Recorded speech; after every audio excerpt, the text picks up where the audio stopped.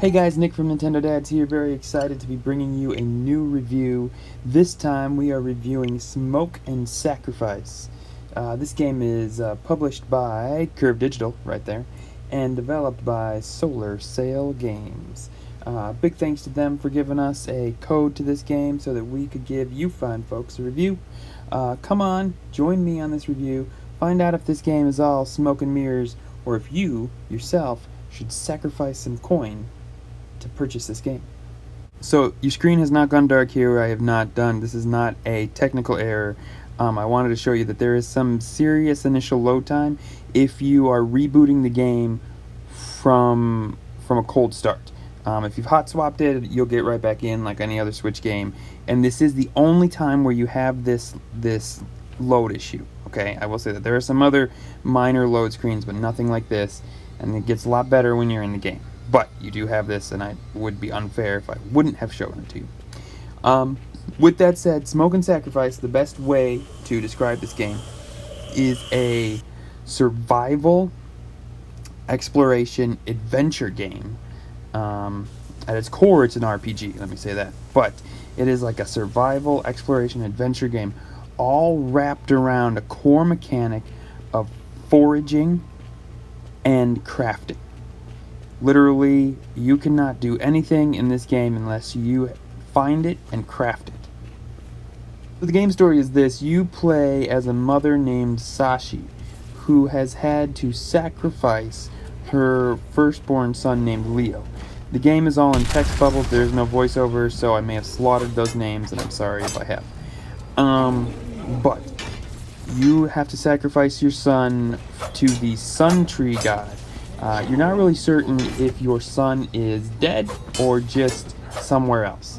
And so your main goal, your main quest then becomes to find your son. So on your quest to help your son, you will meet all kinds of mysterious, interesting, and quite frankly just weird characters. You will help them out, and they will help you out along the way. One of the things I do really love about Smoke and Sacrifice is that the environments that the developer has drawn, hand drawn by the way, and put Sashi in, evokes questions from the player immediately. Why does the town look like this? Why are the people dressed the way they are? And those questions and the game story of where has my son gone makes you want to continue to pick this game up and figure out what the heck is going on. I mean, seriously, I don't want to put it down until I know what has happened to Leo and why these regions look so scarred and why they look the way they look. What you're seeing here is the map. This game has a huge map. It does help that they use teleporting tubes to get from one region to another. They'll put multiple tubes in one region. So you open those up and they're open for good, and that's kind of a fast travel way through the map. Otherwise it would be quite difficult to get from one spot to another, a little tedious. So the good news is that though the map is large, it's not filled with the same thing over and over. They have multiple different regions that you get to explore. They have ice regions, lava regions, they have a town, what you're seeing here, a swamp, they have like a molten lava region, and all these have a varied amount of enemies in them, and so it makes the game, it makes the progression of the game fun. You're always encountering new enemies and new challenges. The quests that I've been on, just kudos to the game developers. These quests don't feel like fetch quests at all. Most of the quests are I'm finding new items, encountering new enemies, seeing new things, or just moving the story along. So I don't feel like they're just throwing in content for no reason. So guys, this is probably one of my least favorite parts of this game. There's no autosave feature in this game. So please, please, please, developers, change that and make an autosave feature possible.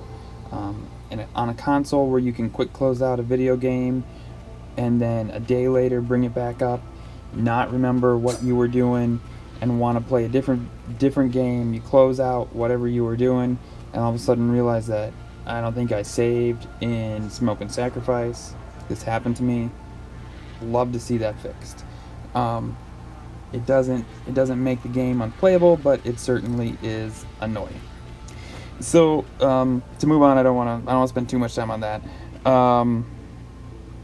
It's nighttime now, so you see I'm bringing out my lantern because without the lantern, I do have a light pendant, but without the lantern, the smoke will kill me. It'll choke me out. And it's only at nighttime. And you see me here attacking. Every once in a while, you'll see me do this jump right there. The attack feature in this game is pretty simple. You have an attack button, which is Y, and you have a dodge, which I believe is X, and that's the whole attack mechanic. There is some strategy within the dodging. You do have to use that, otherwise you won't make it very far in this game. With that said, I do want to talk a little bit about how they drop you into this world. I think it's pretty cool, and I think kudos to the developer for being willing to do it. When they drop you into this world, you got to think of your character. She doesn't know anything about this world, and guess what?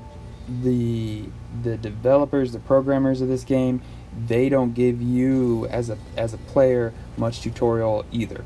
It's up to you to figure out what you can do with the items that you grab, until sometimes you'll get recipes, or even in the menu, what is available for you. I went through, played for 15 hours. I probably went through the first 6 hours before I finally realized that if I clicked on a weapon and I had the right items, I could upgrade my weapons twice to make them stronger. And I actually really appreciate that lack of hand-holding so that I'm able to discover stuff on my own, not reading it in a tutorial.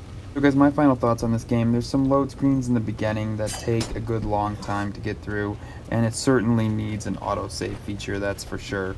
But those things shouldn't keep you from this game, really. I mean, these environments are amazing. The game story, the backstory of the game is awesome. The characters you meet are great. The enemies are fun. The way you get to discover things is just so ingenious. And I could talk about stories I have from playing this game for way too long and bore the crap out of you, quite frankly. But this game has just been a joy and a ton of fun to play, and I can't wait to see what happens to Leo at the end of this video game. So, you know, the only reason you shouldn't pick this game up is if you despise crafting and foraging. If that's the case, then don't pick it up. But otherwise, this game is awesome. Pick it up. I've had a great time with it. I think it's $20 on the American eShop right now. You're gonna get a ton of gameplay out of it. So I just suggest that you pick it up. Hey, I really hope this has helped you make your decision on Smoke and Sacrifice. By the way, I think you should sacrifice some coin for this game, just in case you didn't. It's not Smoke and Mirrors. This is Nick from Nintendo Dads. See you later. Signing out. Game over.